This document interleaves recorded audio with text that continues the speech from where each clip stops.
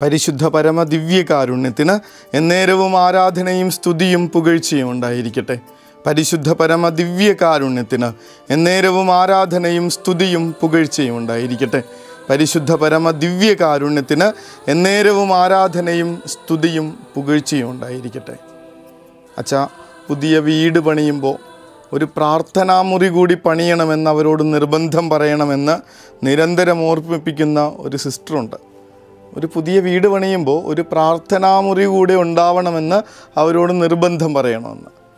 ഇങ്ങനെ കടം മേടിച്ചും എങ്ങനെയെങ്കിലും തീർത്താൽ മതി എന്നൊക്കെ പറഞ്ഞ് കഷ്ടപ്പെട്ടൊരു കുടുംബം പണിയാണ് സിസ്റ്റർ എന്ന് പറയുമ്പോൾ സിസ്റ്റർ വീണ്ടും പണിയും. എല്ലാവർക്കും മക്കൾക്കടക്കം ഓരോ മുറിയുണ്ടല്ലോ.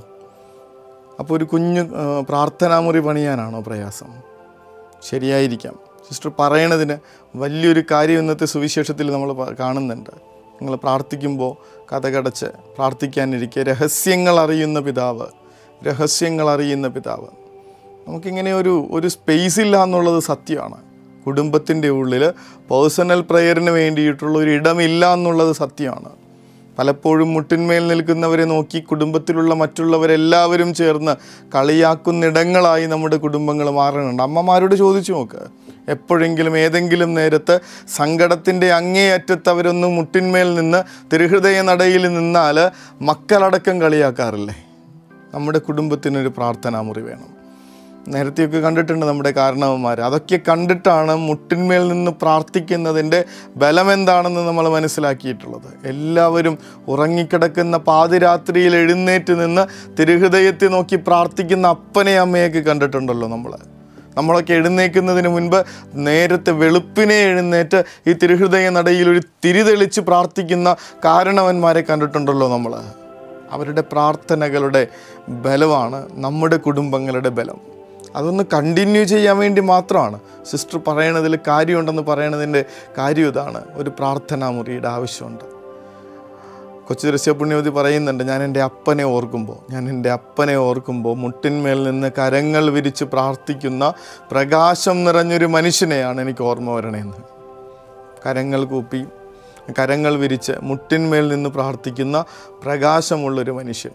നമ്മുടെ കുടുംബങ്ങളുടെ അകത്തളങ്ങൾ വിശുദ്ധീകരിക്കപ്പെടണമെങ്കിൽ ഇങ്ങനെയൊരു പ്രാർത്ഥനയുടെ ആവശ്യമുണ്ട്.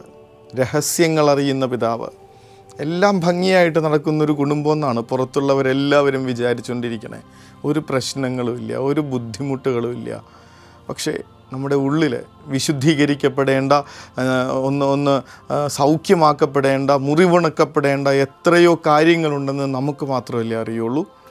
അവിടെയാണ് ഇങ്ങനെ രഹസ്യങ്ങൾ അറിയുന്ന പിതാവിന് പ്രതിഫലം നൽകാൻ പറ്റുന്ന വിധത്തിൽ മുട്ടിന്മേൽ നിന്നൊരു പ്രാർത്ഥനയുടെ ഇടം ആവശ്യമുള്ളത്. ശരിക്കും നിങ്ങൾ ആ കർത്താവിൻ്റെ മുൻപിലൊന്ന് മുട്ടുകുത്താൻ തയ്യാറായാൽ ഈ ലോകത്തിൽ വേറൊരാളുടെയും മുൻപിൽ നിങ്ങൾക്ക് മുട്ടുകുത്തേണ്ടി വരില്ല. അതാണ് വചനം പറയണ ഉറപ്പ്. രഹസ്യങ്ങൾ അറിയുന്ന പിതാവ് തീർച്ചയായും നിനക്ക് പ്രതിഫലം നൽകും. ഇങ്ങനെ ആ തമ്പുരാൻ്റെ മുൻപിൽ ആ തിരുനടയിൽ ഒന്ന് മുട്ടിന്മേൽ നിൽക്കാനായിട്ടുള്ള ഒരു വ്യക്തിപരമായിട്ടുള്ള സ്പേസ്, ഒരു സമയമൊക്കെ ഉണ്ടാക്കിയെടുക്കാനായിട്ടൊന്ന് ശീലിച്ചു തുടങ്ങണം. നല്ലതാണ്. ഒറ്റയ്ക്കിരുന്ന് പ്രാർത്ഥിക്കുന്നവരെ കളിയാക്കാതിരിക്കാനായിട്ടുള്ളൊരു മനസ്സുള്ളത് നല്ലതാണ്. ഒപ്പം നിൽക്കുന്നവരുടെ മുട്ടിന്മേൽ നിന്നുള്ള പ്രാർത്ഥന നമുക്ക് ഓരോരുത്തർക്കും വേണ്ടിയാണെന്നുള്ള തിരിച്ചറിവുണ്ടാവണത് നല്ലതാണ്. ആ തിരിച്ചറിവിൽ നിന്ന് നാളെ ഒരു പാതിരാത്രിയിൽ ഉറങ്ങിക്കിടക്കുന്ന എൻ്റെ പ്രിയപ്പെട്ടവരെ നോക്കി അവരുടെ നിയോഗങ്ങൾ സമർപ്പിച്ച് അവർക്ക് വേണ്ടി ഒന്ന് പ്രാർത്ഥിച്ചു തുടങ്ങുന്നത് നല്ലതാണ്. അവരറിയാതെ തന്നെ. രഹസ്യങ്ങൾ അറിയുന്ന പിതാവ് തീർച്ചയായും നമ്മുടെ പ്രാർത്ഥനകൾക്ക് ഉത്തരം നൽകിയിരിക്കും. നമ്മുടെ കുടുംബങ്ങളിലുള്ളവർ, പ്രിയപ്പെട്ടവർ പരസ്പരമുള്ള ഈ പ്രാർത്ഥനയുടെ ബലത്തിൽ കരുത്തുള്ളവരായും സന്തോഷമുള്ളവരായും ജീവിതത്തിൽ ഇങ്ങനെ വലിയ സ്നേഹമുള്ളവരായും ഒക്കെ മാറട്ടെ എന്ന പ്രാർത്ഥനയോടുകൂടെ കർത്താവിൻ്റെ തിരുസന്നിധിയിൽ എൻ്റെ ഉള്ളറിയുന്ന, രഹസ്യങ്ങൾ അറിയുന്ന ആ കർത്താവിൻ്റെ തിരുമുൻപിൽ, ആ മനസ്സിനും അവിടുത്തെ ഹൃദയത്തിന് മുൻപിൽ എൻ്റെ ജീവിതത്തെ, എൻ്റെ പ്രാർത്ഥനകളെ, മറ്റാരും അറിയാത്ത അവർക്ക് വേണ്ടിയിട്ടുള്ള എൻ്റെ പ്രാർത്ഥനകളെ, എൻ്റെ ജീവിതത്തിൻ്റെ നിയോഗങ്ങളെയൊക്കെ സമർപ്പിച്ച് അനുഗ്രഹങ്ങൾക്ക് വേണ്ടി മുട്ടിന്മേൽ നിൽക്കാം, പ്രാർത്ഥിക്കാം.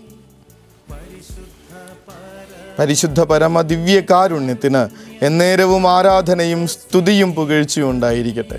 പരിശുദ്ധ പരമ ദിവ്യകാരുണ്യത്തിന് എന്നേരവും ആരാധനയും സ്തുതിയും പുകഴ്ചയും ഉണ്ടായിരിക്കട്ടെ.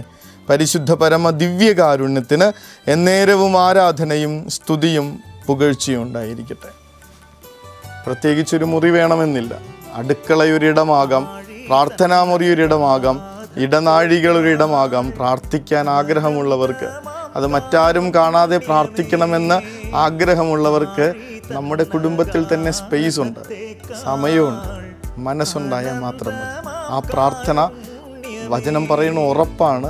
രഹസ്യങ്ങൾ അറിയുന്ന പിതാവ് നിങ്ങളുടെ പ്രാർത്ഥനയ്ക്ക് പ്രതിഫലം തരും. ഉറപ്പ് കിട്ടിയേക്കാം. ഉറപ്പായിട്ടും പ്രതിഫലമുണ്ടാകുമെന്നാണ് വചനം പറഞ്ഞിരിക്കുന്നത്. കർത്താവേ, ഞങ്ങൾക്ക് അങ്ങനെയൊരു സ്പേസും അങ്ങനെയൊരു സമയവും മാറ്റിവെക്കാൻ അനുഗ്രഹം തരണേ എന്ന അപേക്ഷയോടുകൂടെ നമ്മുടെ കുടുംബത്തിൻ്റെ രഹസ്യങ്ങളിലേക്ക് ആ സ്വർഗത്തിൻ്റെ അനുഗ്രഹം കടന്നു വരട്ടെ എന്ന പ്രാർത്ഥനയോടുകൂടെ നമുക്ക് സ്വസ്ഥമായി ശാന്തമായ ഉറക്കത്തിലേക്ക് കരുണതൻ കയർ പിടിച്ച് നയിച്ചിടും സ്നേഹമേ, ദിവ്യകാരുണ്യ സ്നേഹമേ, പരിശുദ്ധ സ്നേഹമേ,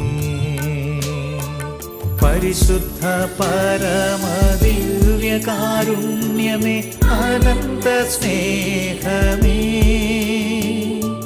പരിശുദ്ധ പരമദിവ്യകാരുണ്യമേ, അനന്ത സ്നേഹമേ.